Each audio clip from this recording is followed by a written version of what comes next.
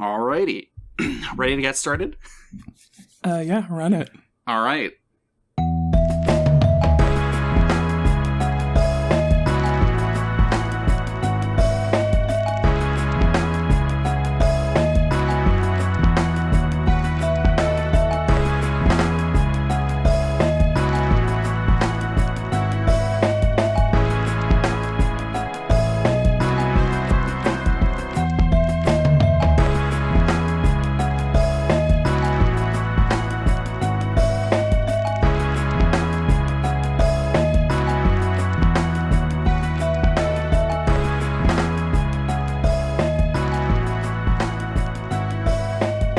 Listening to the Hero's Blade Vibe Check with your host, Cole. And I'm Empress Quinn. And this is the very first episode of the podcast. So everyone who's coming in from the Uncommon Commander podcast, thank you for your continued listening and sticking around to listen to this new podcast experience. And to people who haven't checked it out, hi. I'm Cole. I was the host of the Uncommon Commander podcast. You will continue to listen to crazy cats running in the background of my recording. And I've invited the lovely Empress Quinn to come on this journey of just talking about magic and stuff. Yeah, it's going to be a good time. Hey, gamers. We're out here. It's got that new podcast smell. We're having a good time with it.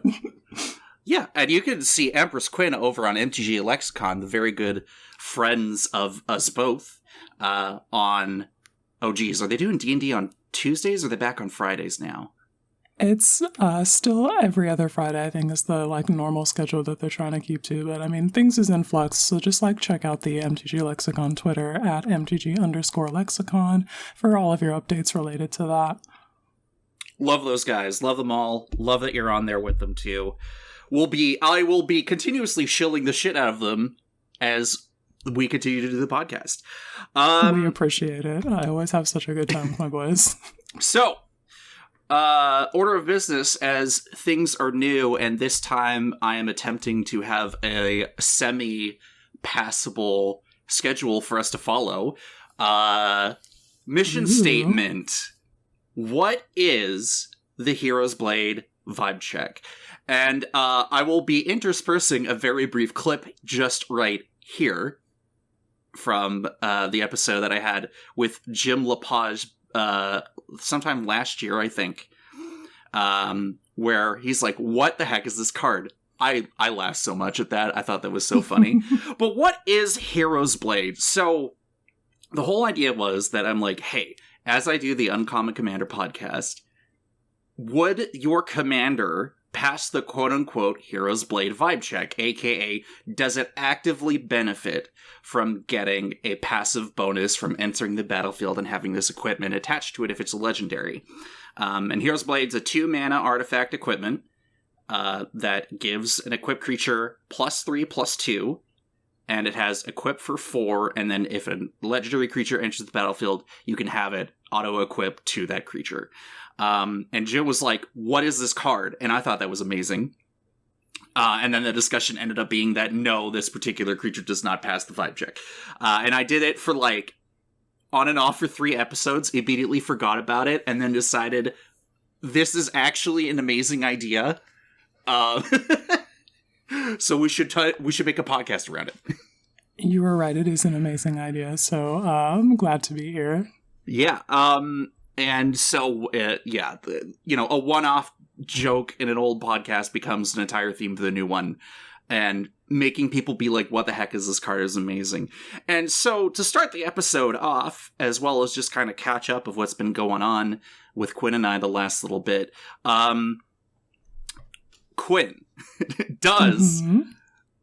And I know I should have had a pronunciation guide, and that was one of those things that I knew I forgot to grab for this because Lost Caverns of Ixalan is out.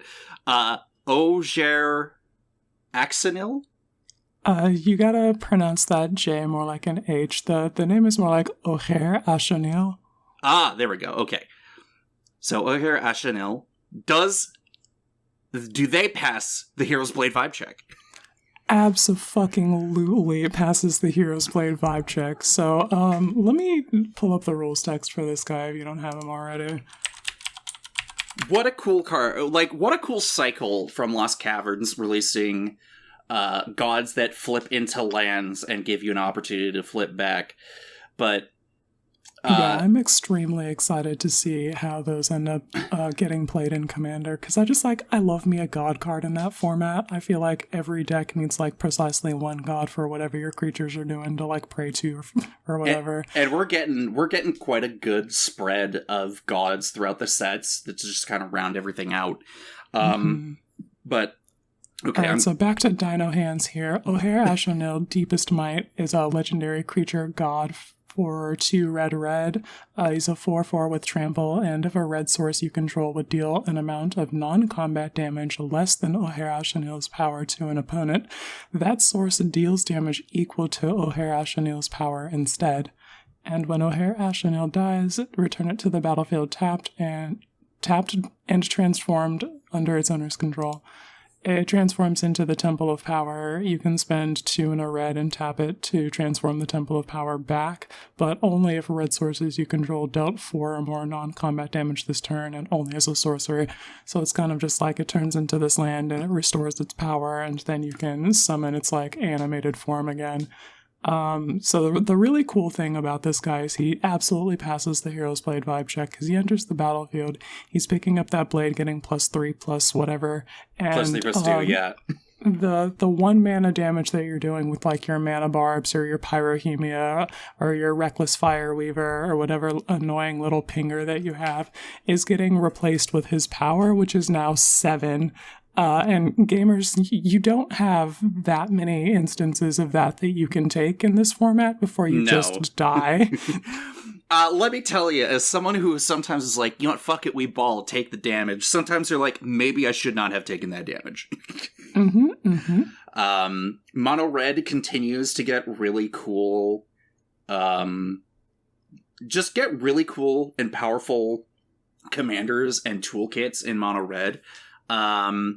And just kind of as a personal tangent, I finally recently updated my Captain Ripley Vance commander deck that I've had for like over 2 years now, and for whatever reason, I just never updated my Moxfield list, which is wild. I was trimming all the cards out of the list. I'm like, yeah, I haven't been playing that card for a while. But yeah, it's when you start realizing how many different ways that you can have incremental burn effects in red, makes this guy an absolute house just as a base 4/4.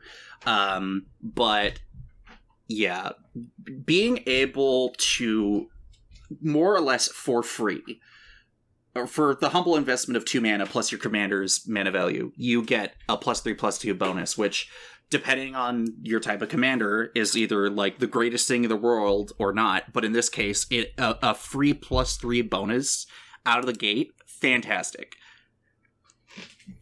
Play your Hero's Blades, people. It's absolutely fucking wild to just get that for free, specifically in this context, because you're just going to continue lasering people. Yeah. I do fear you're going to run into the like Torbrand problem, though, where everybody knows exactly what that deck does, so the mission is to kind of like not let you have Torbrand. Right, yeah. See, the cool thing with these new cool mono-red burn commanders or legends is that you can kind of just put them all in your deck and laugh when you're like, oh, my commander's dead, then it flipped into a land, I will now cast Torbrand and do Torbrand things, and that doesn't work. So now I'll cast, I don't know, what's the new Convoke enchantment that does the triple damage thing? I just can't think of it. City on Fire. Yeah, City on Fire. You know, like we have... You cast that, or you got like Sir Imodane the Pyro Hammer that you're just like, all right, well, I guess I'm slamming this down instead. And then she gets removed and you're like, okay, Sir Cara the Bold's turn. Yeah, like we're not lacking for options. And you could definitely make just that bonkers mono-red deck that just does mono-red things, burns brightly, maybe burns too hot, and fizzles out. But like that's the mono-red cult life. It sure is. Mono-red is a cult, and I'm drinking deeply of that, like, tainted libation. And then on my end recently, as just sort of to kind of coincide with the passing the vibe check, just to to continue opening things up. Well, you know, Warhammer 40k had a lot of crazy Magic cards. But one card that I always kept my eye on and eventually made a deck earlier this year was around Inquisitor Eisenhorn. And I'm still a little loose on the lore, but this guy's kind of sweet. A 4-mana, 2/3, 2 black and red. For Human Inquisitor, you may reveal the first card you draw each turn as you draw it, and whenever you reveal an instant or sorcery this way, create Cherubale, a legendary 4/4 black demon creature token with flying. You'd be surprised, depending on how you build your deck, how often or how little this comes up, but the second part is one I'm a big fan of. Whenever Eisenhorn deals combat damage to a player, investigate that many times. And let me tell you, Eisenhorn definitely passes the Hero's Blade vibe check by going from 2 to 5. Holy shit. And when you start cranking out 5 clues each time you're dealing damage, and in my deck, in my brew at least, and it seems like everyone kind of follows a similar trend, like, we're making Eisenhorn unblockable. We're throwing on Brass Knuckles, you know, maybe a Fire Shrieker if you really want to go for it. And we're going to be not only drastically reducing life totals, we're also going to be cranking out a bunch of clue tokens that can be used to make you dig through your deck and maybe find a way for you to pop out that 4/4 demon that, you know, maybe a cool block, or just another card that you can throw like another Knuckle Blade on, or even if you really want to, you're like, Eisenhorn's had fun, we're now going to put the Hero's Blade on Cherubale. And yeah, I've had a lot of fun with this deck since I made it. I know Universes Beyond is still a heavily contentious issue, but Eisenhorn's been so fun. The deck's cost, I think, at the lowest amount is still sub $50, and it has a bunch of fun spells in it. I finally got a Cyberdrive Awakener, and Cyberdrive Awakener is a cool as fuck Magic card. That guy ends games. We love to hear it. So, you know, you make your clue tokens, you make 4/4 flying clue tokens now, hashtag deal with it. You Rise and Shine, fun card.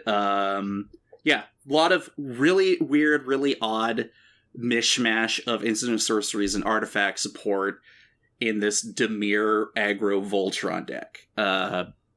Coming to a commander table near you, for sure. Had way too much fun with that.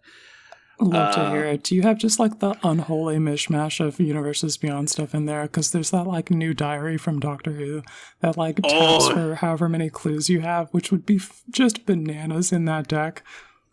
Oh yeah. Oh, I got 500-year diary is totally in there. Now, on one hand, it does enter the battlefield tapped for 4 mana, but you can at least pay 2 mana any time to at least crack it, because it is a clue.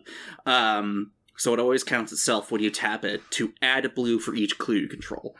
So not only are you cluing, but you're also casting a clue to help feed your clues so you can continue to clue. It's dog, I heard you liked clues. So if you've ever wanted to, I mean, the set also just had support, like heavy clue and food and treasure token support. So if you want to make that Teamer clue deck, you could totally do that. You want to make that 5-colored clue deck, go for it. That set's cracked. Yeah, anything with the Fugitive Doctor and blue mana, you gotta look out. They're up to something, and it's making a lot of clues, and they're using it to cast like 7 and 8 and 9 mana sorceries for 4 mana. There was a tweet I made recently where because I've recently managed to slot in Malevolent Witchkite from the recent Eldraine set, where it's a 6-mana 5/4 Dragon Warlock, which is a super sick creature type. Yeah, I love a Dragon Warlock. When it enters the battlefield, sacrifice any other of artifacts, enchantments, and or tokens, then draw that many cards. So, you know, make a bunch of clue tokens. Well, why not just pay 6 and sack 10 of them and draw 10 cards, and have a flying evasive body? And I said the other day, I was like, okay, I added Witchkite, along with Shimmer Dragon, which is another 6-mana flying dragon that can gain hexproof as long as you control 4 more artifacts. Very easy to do in the deck. And then you can tap 2 untapped artifacts to draw a card. So fantastic. Love it. Someone who was making a Fugitive Doctor deck was like, oh, I wish I could put both of them in the deck. And then I floated the idea of like, well, why don't you have a package of blue and black to go with the Fugitive Doctor? And then you at least get to play one of them depending on the modular package that you add in. And those are the types of decks that I know are very like highly experimental, and it's kind of hard to always have like a modular pack that you of like a color that you take in and out. But floated the idea. I can't remember who I was talking to. I'll have to go back and look at that, but I just thought that was just a super fun idea. Yeah, I think there's a lot of options for companions and stuff, so you could really just like have a doctor and then just like a modular series of companions that you swap cards in and out for a different experience. It'd be pretty neat. And I think I can't remember who also did that a few months ago with the Commander Legends backgrounds. Another cool I think effect. Like the Phyrexian had a bunch of Abdel Adrians. Ooh, maybe it was Light. That sounds familiar. I was going to say, I remember Light did that. I briefly did that, and I remember someone made an article around it, but I couldn't really remember it off the top of my head. But yeah, modular commander decks seem really fun, but also it's already time consuming to make one commander deck, but to make like maybe arguably 40 or 50% of a commander deck and then have 2 to 3 other 50% packages. Then you like shuffle your deck. You're like, hold on a minute. There is a red card in this Sultai deck. Hold on a second. Let me double check my stacks here. It could be a little. Yeah, you gotta be deep in the sauce for this kind of thing to be appealing for you. And I mean, I've been there, gamers. I've been that deep in the sauce. It takes the commitment of brain power. Yeah. So yeah, had a lot of fun with that the other night, and I can go into that later, because outside of the beginning of episode vibe checks, let's go talk about some of the news of some stuff in the community lately, or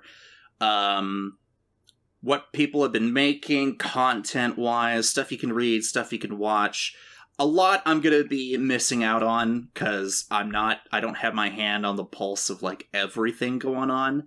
But there's been some recent stuff going on Twitter that I've been keeping check on. First and foremost, because I'm going to try to get this episode out tomorrow. Boy, you wildin'. I know. You got to send me that. You got to send me your side later tonight. No big deal. If you're in the know, you know, and if you're not really that big on the community side of things, or who made Commander, or who's in the rules committee, Sheldon Mannery passed away from cancer recently, and wounds are still fresh, and, you know, the Godfather of EDH is not a title that's just for show. The guy's left a huge impression on everyone.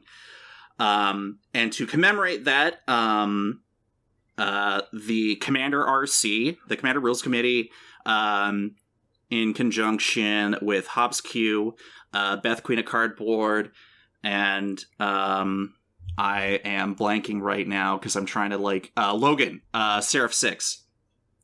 They're all making efforts to do a Commander charity stream this weekend on November 18th and 19th for the Moffitt Cancer Center with a goal of $500,000.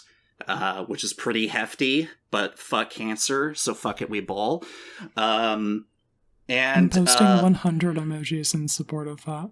Yeah, it's going on this weekend. It's going to be hosted on the Commander RC Twitch chat, or Twitch channel. It is going to be two is it 212 or 224-hour streams? Because it just says 24 hours, so I think it's probably 12 hours split between the 2 days. There's 12 pods. There's a total of 48 players that are going to be showing up for those 2 days.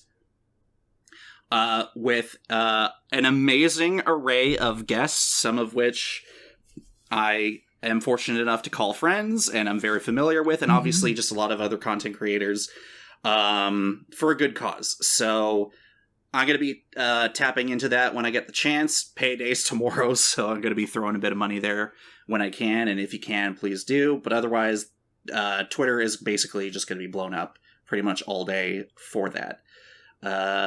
So fuck cancer, check it out. It's definitely going to be worth your time. Yeah. In terms of other articles and stuff going on, I can highly recommend anyone to go watch Rebel Sun or Sun Rebel, depending on which part of the internet you're on. Go watch the LGS series that Rebel's been making for the last few months with, like, I don't know if anyone's familiar with VTubers or anything like that, but she's basically been doing slight mocap mini episodes of a misfit crew of people working at an LGS. It surprisingly throws a gut punch at you, which I did not expect recently, but it's a great watch. And I just love, and go check out Rebel's other stuff right now, because she's cooking. So I love. Absolutely. But yeah, the LGS series has been a lot of fun to see come to, like, the point that it is now, and just, like, I'm having a good time watching it. Yeah, it's great. As of today, it's Thursday, as we're recording this, the Hermit Druid, aka Nathan, is out of Canada and in Mexico, I believe, at the moment, or currently still in transit from the looks of it. He's currently celebrating the release of Lost Caverns of Ixalan. So that I imagine Twitter's probably going to be... His Twitter's probably just going to be full of that. I'm going to keep an eye on that, because that just seems like fun. He's paying it out of his own pocket. It seems just like going to be a really cool thing, and he's going to be doing a bunch of recording and stuff. So let's check that out, because yeah, we do, in terms of like Mexican or South like American, part of North America and also like South American content creation is like not as prolific as it is just like American US content creation. Yeah, we really be out here posting, but like there's other homies out there doing the work, and we should show up for them and see what's going on down there. Like if we're talking about like content creation in just different parts of the world, or just like how big Magic is becoming, like some information of certain types of decks that are winning or top 16 in CDH decks out in CDH tournaments out in Japan. Which is wild to see some of the brews that are coming out of that. And my buddy, one of my buddies recently traveled there for a few weeks last month. I think at the beginning of October or the end of September there.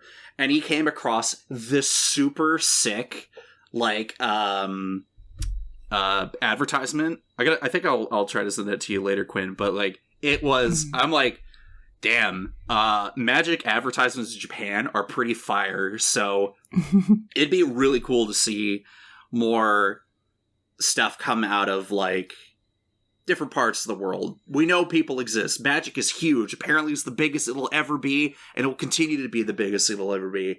And, yeah, it's gonna be fun to see what other stuff comes out in the next few years from people not in the States or in Canada.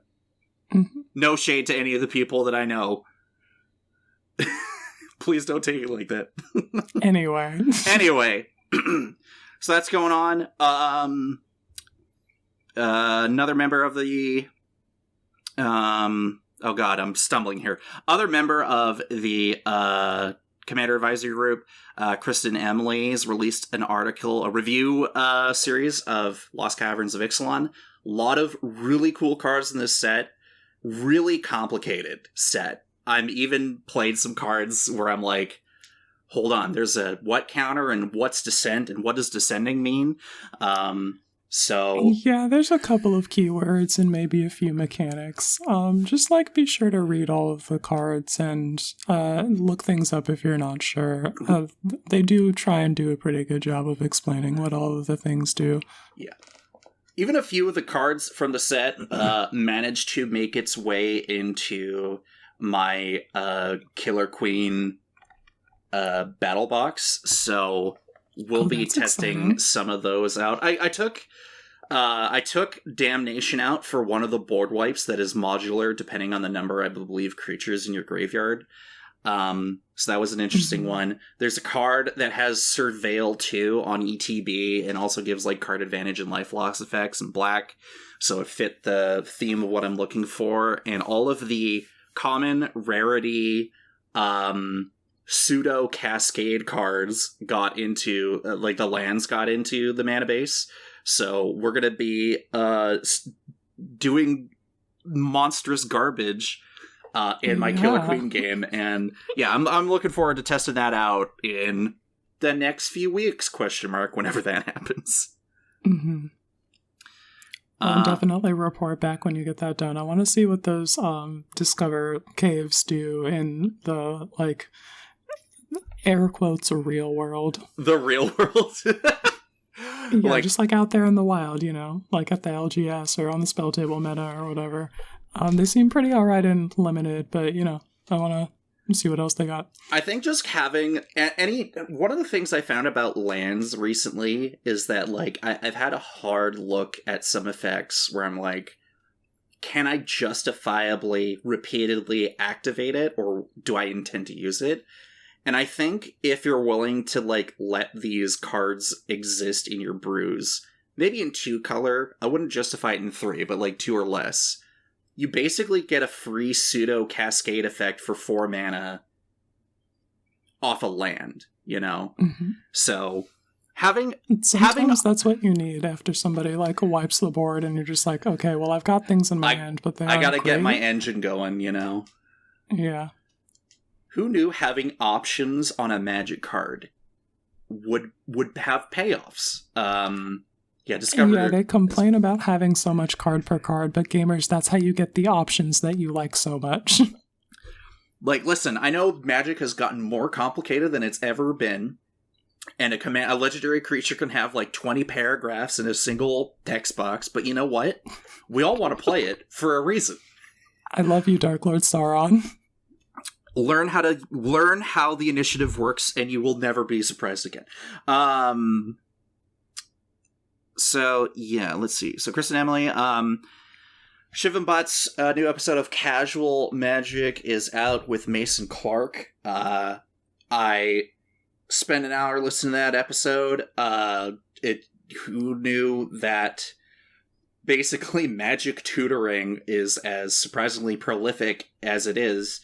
But yeah, if you want to find ways to, like, bump up your game, learn how to play Magic, competitively or otherwise, but also recognize that maybe your I'm never going to pronounce this properly, heuristics, I think is the word, was used. I've only ever seen that written, so... Yeah, we're going to just go with that. Sometimes you just got to say it with your chest and, you know, sometimes heuristics are actually going to be ruining your games because you're looking for familiar patterns to beat when you should just play with your gut sometimes. Which I do all the time, and it has never steered me wrong. That's why you're a red mage. I feel that. Exactly.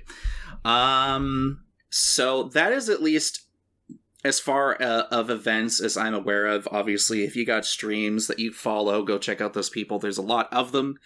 A lot of people I know and love are out there right now making good content, playing with good friends. So that is current events, I guess.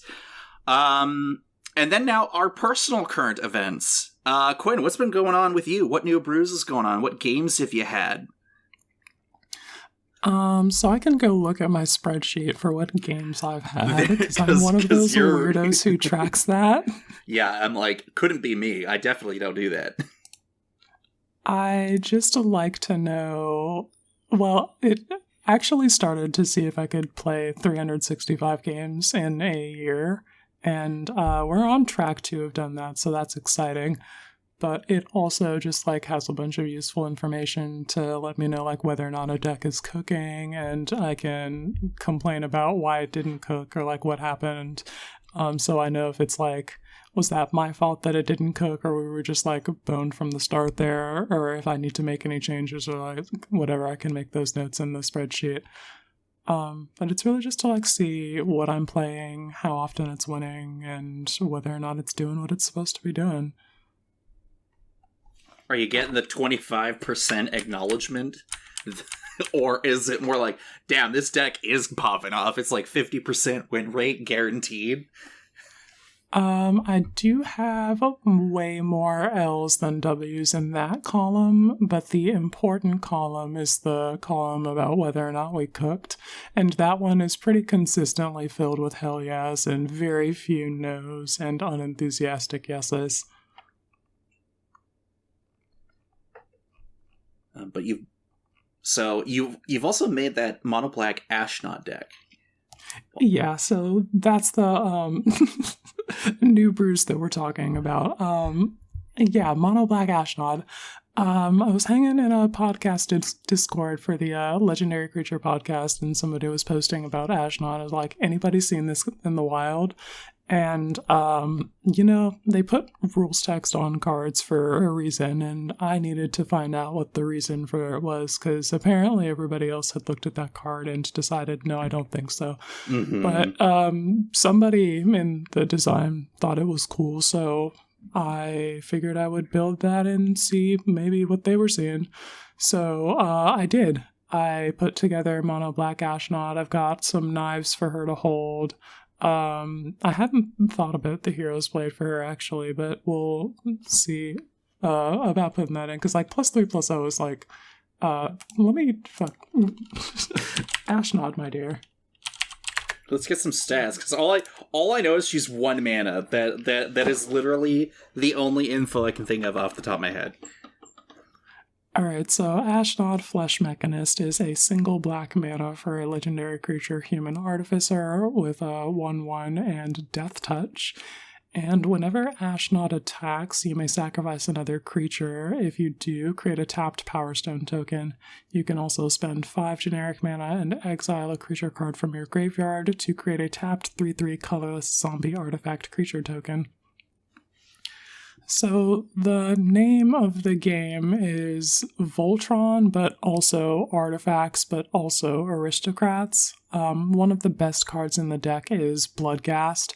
If you can curve just excellently Ashnod turn 1, Bloodghast turn 2, and you're hitting your land drops every turn after that, ideally. So you just attack with Ashnod, sacrifice the Bloodghast, make your land drop, return Bloodghast from the graveyard to the battlefield, and you can continue doing that every turn with like netting a Power Stone.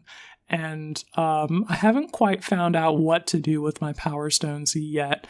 That portion of the deck still needs workshopping, but I did include a couple of mana sinks for it, like Tergrid's Lantern. You can activate that ability with the Power Stone mana and just force people to do the like 1 instance of a Torment of Hailfire. And if you put enough mana into that, you can strip people of resources and life totals and really limit what they can do to stop you, and then you win. So wait a minute, so you're telling me that you're not playing Tergrid for the front side, but you're actually playing Tergrid for the back side? Yeah, hashtag touch nothing but the lamp. Rather than ponder the orb, it's ponder the lamp. Yeah, exactly. There's also Monumental Corruption, which if you get up to enough artifacts, you can point it at somebody as a burn spell. Yes! Yes, I love that card.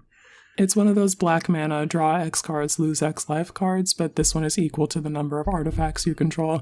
So if I've got just like piles of Power Stones or like Wormcoil Engine tokens that I've made a bunch of or whatever, if I've got the artifact volume, then I can point that at someone and just like, you can draw 15 cards and lose 15 life. What's that? You only have 7? So, no. That has been the thing that I've been running into with Inquisitor Eisenhorn, is I'm like, all right, I do have one spell in the deck. I mean, obviously it's a bunch of artifacts, but I run Terracier's Devastation, which is a very good board wipe, a really cool one. X2 and a double black for sorcery, you lose X life and you create X tap Power Stone tokens, and then all creatures get -1 until end of turn for each artifact you control, which, hey, by the way, I'm making a bunch of clue tokens, so this is like a no-brainer. But yeah, finding payoffs for Power Stones was always an issue, but then I just realized you just paid 2 Power Stones to do a clue token and draw a card. But also, yeah, Monumental Corruption is a cool Magic card that I'm a big fan of. And I hope that Magic continues to make these weird-ass, like, Commander, but not in Commander decks, but they're in Collector's Packs Commander cards that care about... Wait, or was this part of a deck? I thought this was... I may be mixing things up. Don't remember. It has it all blurs together. Commander set symbol, and I think the deck from that, the Incubate deck, I think Orzhov Incubate, made enough artifacts that this could probably end somebody's game. So it's likely that that was in that deck, but I don't know. And I'm mostly playing this on Moxfield. I'm not like going out to like find a precon to find the copy of the card that I'm looking for. So like actually being able to locate where specifically that was printed isn't like a high priority. Yeah. But yeah, cool cards being made every week. It's coming out so quickly. My God. And yeah, what about the games? Do you got that flow chart up? Yeah, so I played Ashnod Flesh Mechanist last night. She got the L, but the hell yeah is absolutely in the did we cook column, because we were just churning Bloodcast and making Power Stones, and eventually it was just like people needed to answer what we were doing. The other thing that we've got in the deck is like Death Touch guys. So I've got Grave Titan, I've got the nasty Hooded Blightfang that just like love that card whenever guys with Death Touch attack. Yeah. So we were just like, executing our game plan, and I think we can do that a little more smoothly with the adjustments that we made. So I'm excited to see where that deck goes. The other cool thing that I played recently that I hadn't played in a very long time is my Kolfinor the Last U Lich deck. It's Go on. Abzan. Yeah. It's an Abzan tokens and landfall and life gain deck that ultimately wants to land Lich's Mastery or Nefarious Lich or just like OG Lich and take advantage of the life gain to draw cards and just not die, staying alive long enough to resolve a Scoot Swarm and a Blood Artist and a Sack Outlet and burning people to death that way. Or I think we've got like Kamal, the green one from Commander Legends, who can just like overrun. Yeah, I have been burned way too many times by Lich's Mastery, so I will tell you right now, I'm already seeing red. But I also know that these are like the types of effects that we get in Magic that are so niche and so incredibly specific that you want to build around it. And I've eyeballed Lich's Mastery. I'm like, could I make a Lich's Mastery deck? And I don't have the heart to do it. But cool to hear that you finally busted it out after the long time. There's always, I don't know, I find that depending on like the type of person you are, you could be like me and have like 50 some odd commander decks. And some haven't seen the light of day in like a year. So it's like, what's the point? But sometimes, you pull it out and you're like, yeah, this is the reason why I have this thing still sleeved up. It's just, it needs the right place to do so. Exactly, yeah. It's kind of just this like a grindy and recursive Abzan deck, which is like the colors for that. It's not very stream friendly IMO because I'm just like doing a lot of tutoring and a lot of like recurring the same shit and sitting back behind tokens and gaining life and all of that. And it's just like, this is maybe grindier than I want to like show an audience, but also it's a fun experience to roleplay the evil wizard building a dungeon for my opponents to try and conquer, and having this lich piece out that means you cannot kill me in the way that you usually would, so you need to find something else to do. Like the meme of the guy being like, fuck you to like the mushroom, and the mushroom's like, you can't kill me in ways that matter. Yeah, like exactly. It's all about becoming that guy, the mushroom. I was gonna say, but also you do that like every time I play with you, of being the evil. I mean, yeah, mage. I'm always looking to roleplay an evil wizard. It's just the way that I want to do it that changes. In that particular one, it was like becoming a lich, but other times my roleplaying an evil wizard is I want to be Sauron. And other times, I don't know, I'm just like a phoenix caller. And my birds, they will bonk you for triple damage. Sometimes, but then everyone keeps killing your birds, and you're like, stop killing my birds. I have to bring them back now. Yeah, that's very less than ideal, because the activated and triggered abilities that return those from the graveyard to the battlefield or hand are... let's say there's a reason that it's only like Arclight Phoenix that you really see in 60 card formats. Yeah, Phoenixes do really need, like... They need a leg up real bad. I'm surprised they are doing the good work, though. We recently got Cyrix, Carrier of the Flame, and Othari, Sun's Glory. Yeah. I was just gonna say, as a bit of a tangent here, I've recently... I mean, I'm tuning Odric Bloodcurse all the time. If anyone knows me, I talk about that deck almost nonstop. It's like that meme, nobody knows I'm thinking about Odric. Yes, we do. Yes, we it's do all talk the time. About. Literally, I'm Bloodric posting like every day. I grabbed a few new cards from the Lost Caves of Ixalan. Lost Caverns of Ixalan. Oh no, I'm mixing Cave and Cavern. Why didn't they name the cards Cavern subtype instead of Cave? Anyway. But I'm always tinkering with it, and for the longest time, I've been like, I can not take out the alt art version of Adult Gold Dragon from not Battle for Baldur's Gate. It was just Adventures in the Forgotten Realms. And I'm like, I love this card. Like, it's 5 mana, it's a 4/3, it's got 3 keywords, it literally does nothing else, goes flap, smack you in the face. But people respected keep me up at night, bruh. Hasty lifelinkers, they terrify me. But then, Othari came out during March of the Machines. Was it March of the Machines, or was it in Phyrexia All Will Be One, the commander decks? I think it was... I think she's from the All Will Be One commander decks, but I'm not 100%. I will tell, just for everyone who knows or listening to this, the Hero's Blade vibe check is about the vibes, not historical accuracy to Magic cards coming out every goddamn month. All right. Let me look it up. It's ONC, so from All Will Be One commander. Okay, so it is All Will Be One. But yeah, I realized that literally Othari is a strictly better version of Adult Gold Dragon. And so I was like, you know what? I just gotta pull the trigger and swap it out. And people are like, we cannot have that thing live. What the fuck? Because that card is cracked when you start getting experience tokens off of it. We love to see her. She's an army in a can, and you board wipe, and it's just like, all right, cool, I'm gonna play this thing that has like Firmiridan, we're gonna make a rebel, and then tap it, and drag Othari back from the grave. What do you want now?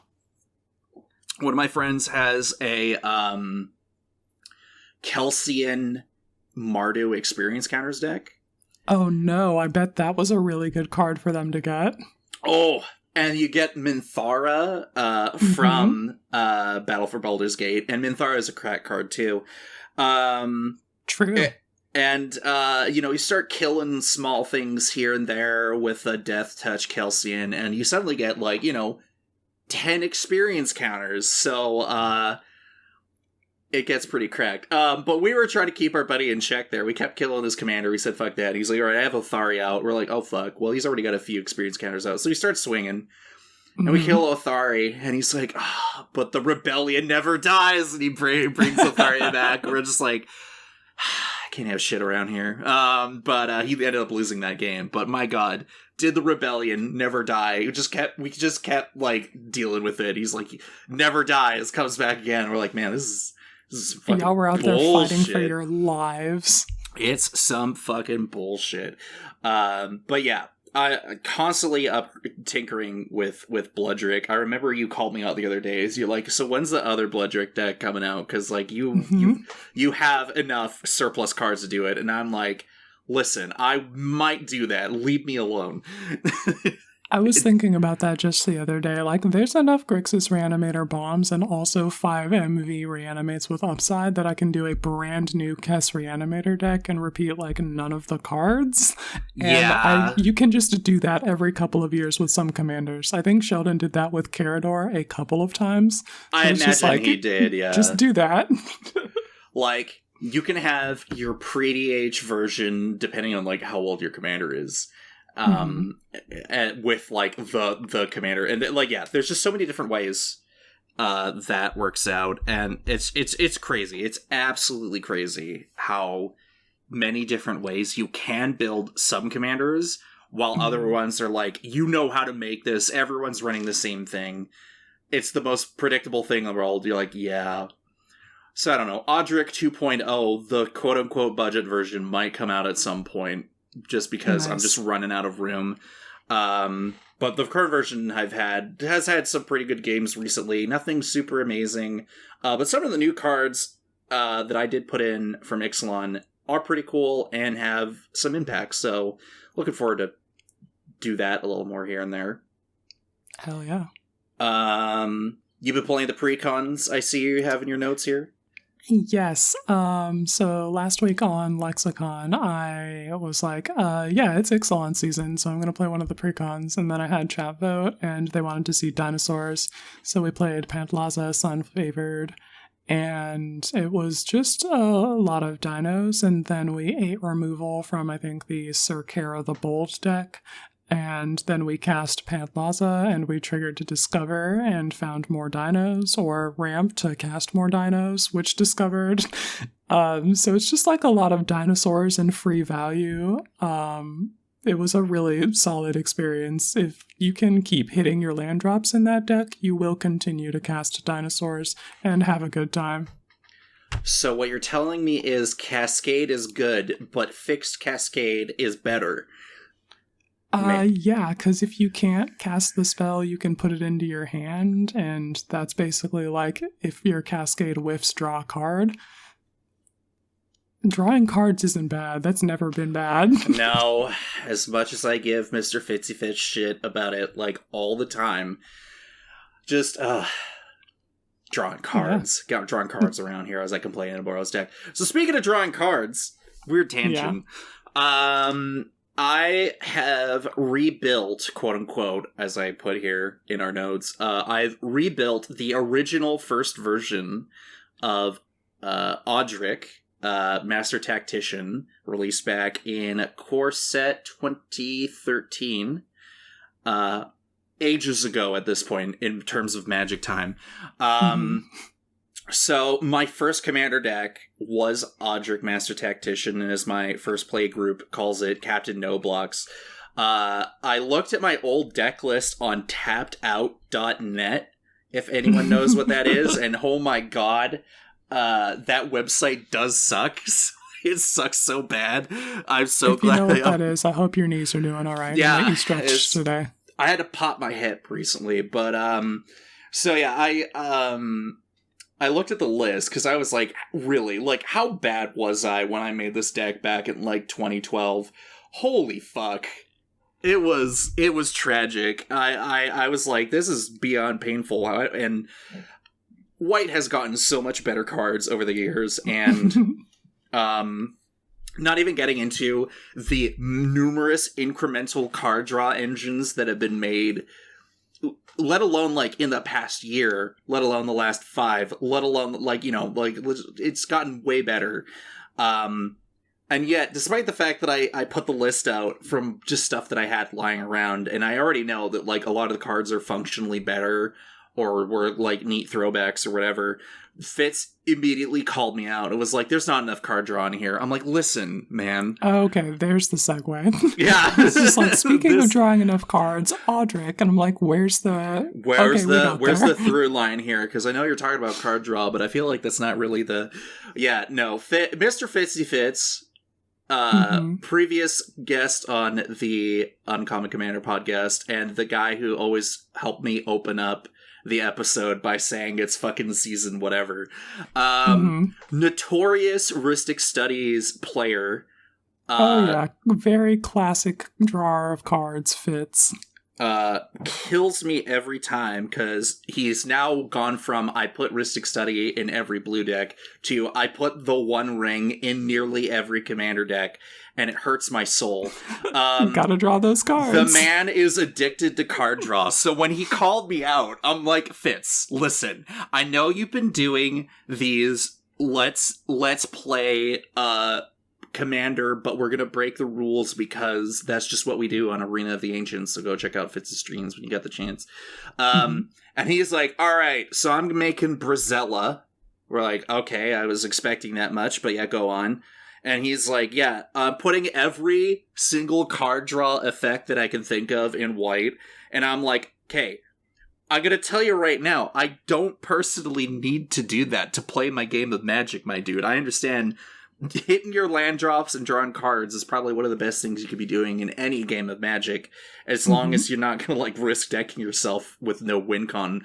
But, like, I just don't need to invest like that. And so I'm just like, Fitz, but I don't need to. And he's like, sounds fake, but all right.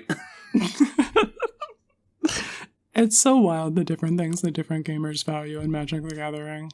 If it's just like, at all times I must be drawing cards, I have to have a full grip, and you're just like, I don't know, if I've got like 3 cards in hand, that's fine, as long as I've got like my next turn, I'm chilling, you know, it's... Vibing.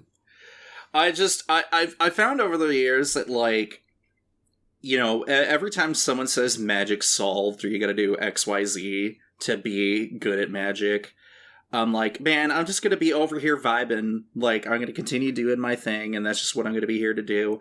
But it's just when it comes to, like, you know, I can't always continuously justify having, like, crazy draw engines all the time. And don't get me wrong, I do play them on occasion. Recently, for example, let's go back into Blood Drip for a second here. The Brass's tunneling device or whatever. Brass's tunnel grinder. I put that in the Jund Skeletons deck that I'm working on, and got to play that the other day recently. And the mono red self wheel game is getting very good, gamers. I like what I see. It's real good. It's kind of crazy because, like, if you're looking at it from the front surface version of the card, you're like, all right, so it's a 3-mana legendary artifact. When it ETBs, you wheel +1 whatever cards you pitch in. So you pitch 1, you get 2. You pitch your full grip of 7, you get 8. Like, you're popping off. I don't know how you do it, but then it's an artifact. So if you're playing, like, mono-red artifacts or whatever, like, you would love to recur this thing if you would just want to keep filling your graveyard. And in Audric's case, there's so many effects that flicker artifacts just arbitrarily, or you get the option to do so. And one of the things I was thinking of, I'm like, man, you just literally get Nahiri's Resolve out, and you end step, get the artifact out. I can never get the full title of that card off the top of my head. I'll get better at it, I promise. And then you just bring it back on upkeep. You're like, cool, I don't like my hand, I'm going to get rid of it. And then maybe eventually you're like, all right, I've descended enough times, I've descended enough permanents on end step to put counters on it. I will now flip it over so that my spells now have Discover, which is just, like, absolutely awesome effect to have on a land. And then you've got like 30 cards in your graveyard, so you just XXX with the, or not X, but like white, and then X is like 5 for your Ascend from Avernus, and drag all of those guys back from the grave. And then it's your opponent's problem. Yep, it's good times for Audric Bloodcurse right now, and I'm thriving. But yeah, there's just so much good stuff that's coming out right now, and whether it's Universes Beyond or core set stuff or Commander decks, it's a great time. In other events and things that have been going on lately, I got absolutely annihilated on MTG Lexicon a couple weeks ago for talking mad shit. Turns out, sometimes if you talk mad shit, you get hit and then you lose the game, so maybe don't be doing that.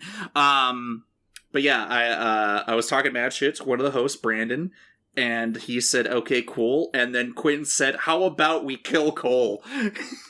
That is not what was said at all. I had no idea that was going to be the outcome of what happened. You were fucking running your mouth, and then my thing is I simply will not abide a rattlesnake, so if you have one, I'm going to make you use it by committing a bunch of resources into attacking you. And that's what happened here. There's like the Bitterheart Witch who's got Death Fetch, so you're supposed to like be deterred from attacking that player, because when it dies, it finds a curse and attaches it to someone. And I'm just like, all right, well, I hate a rattlesnake. We're going to make you use that right now. So here's a large, answer my threat. And then predictably, he blocks with it. And then Cole gets cursed with the thing that makes him I think it's Curse of Misfortune initially, because what happened was he got Curse of Misfortune on me, so that way every time it was his turn, he would tutor for another curse and put it on me. So he got the blue one that... it was Curse of Misfortunes first, and then, Fraying Sanity on the upkeep. Yeah. So he goes, it was brutal. He was like, all right, so everyone mills half their deck and then Cole dies. And I'm like, cool, great, love that. Love it. I talk shit, get hit. I talk bad shit, but yeah.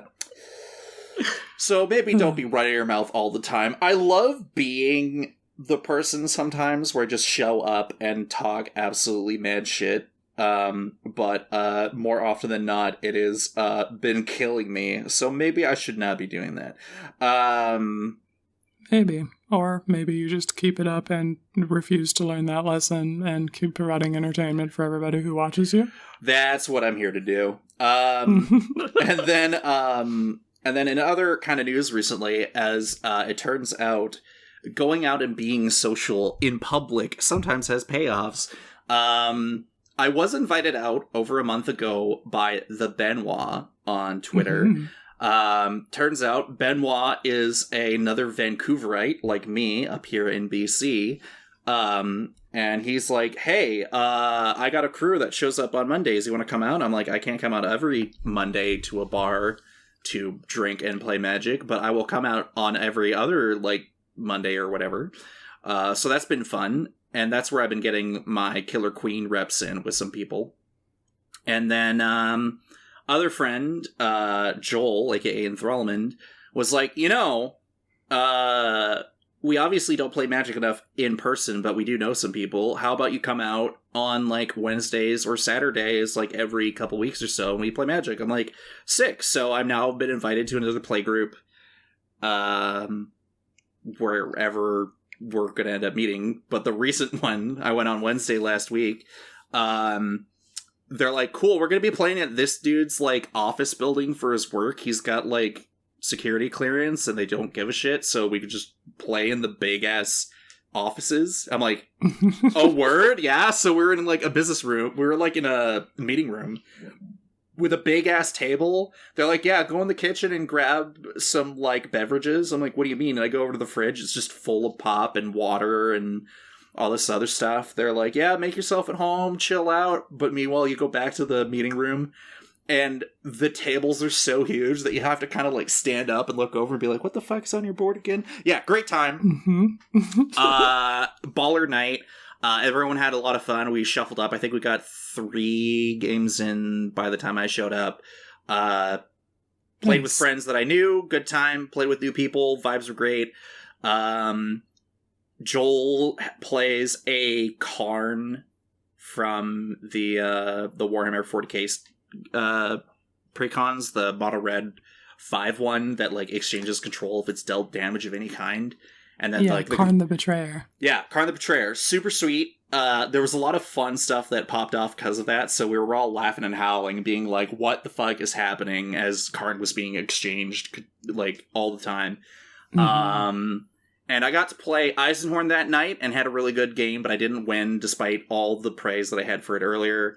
Bloodrick also had a very average but still commendable game, and I got to play Will, Scion of Peace, and gain a lot of life, and then have no payoff. Turns out, turn 1 Soul Rings don't draw you cards, so even if you get your commander out on turn 2, you're still, like, crying, like, you're like, cool, where's my draw spells? No? Alright, cool.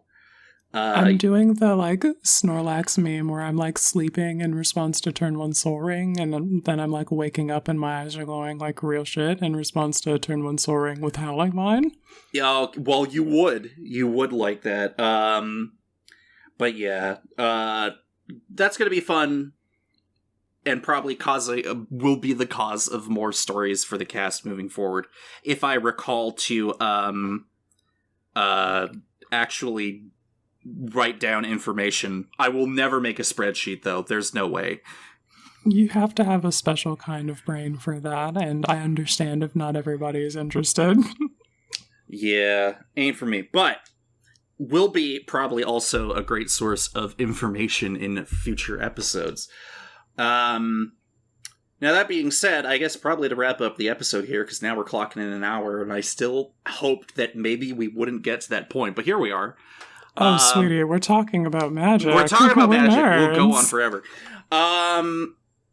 So, for our quote-unquote new decks here, my OG Audric and your Ashnod there, do they pass the Hero's Blade vibe check? Oh shit, important question. I'm gonna say yes, because there's just no good way to trade with a 4-power creature with Death Touch, especially one that I only spent 1 mana to cast. So people will look at that and think, like, I can block that with just like alright, well, I'll take 4. Yeah, just be like, wait, you know what? Here's your turn 1 play here, Quinn. You go turn 1, Dark Ritual, Hero's Blade, Ashnod. Is Hero's Blade 2 mana? Hero's Blade is 2 mana. Right, okay. Yeah. Dark Ritual, Hero's Blade, Ashnod. Then she's got 3 or 4 power. She's a 4th. Yeah, she's a 4/3, still in bolt range, but still quite scary, and then you're already off to the races. Yeah, I'm good to start reducing life totals. We love to see it. So yeah, and I would say in my case, Captain No Blocks, aka Audric Master Tactician, does pass the vibe check, because going from a 3/4 to a 7/7, no, 7/6. No, I'm doing the 6/6. What am I talking about? Going from a 3/4 to a 6/6, and then maybe assembling an army of, like, tokens or small dudes or whatever, and getting the 3 creatures necessary to declare no blockers for our opponents, because that's just how Master Tactician works. Or maybe actually just I'm starting to realize retroactively that my Mr. No Blocks was probably because of my gung-ho attitude. Maybe putting in double strike creatures and stuff like that would probably mess up people's board states. So I think I will be slotting in that Hero's Blade and making that happen. It's gonna be It's gonna be interesting. Yeah. Also, final reminder for people, turns out Hero's Blade was also reprinted in the Doctor Who set, and it is a rapier in, I'm just going to assume, one of the Doctor's hands. I don't know, I didn't watch Doctor Who, but yeah, one of the Doctors does a whole, like, fencing thing. Yeah, so if you want your regular quote-unquote bog standard Hero's Blade, go get, like, you know, the Khans of Tarkir one, or the Commander Legends one, or if you just want to be really fancy, you can get the Doctor Who one. You got options. But yeah, that is it for this episode of the Hero's Blade Vibe Check. Quinn, thank you for being on here at the start of this journey. Hell yeah, thanks so much for picking me to come along on the journey with you. Normally, this is where I do our plugs of where you can find us on the internet. You can find me on Twitter at UncommonCMDRMTG.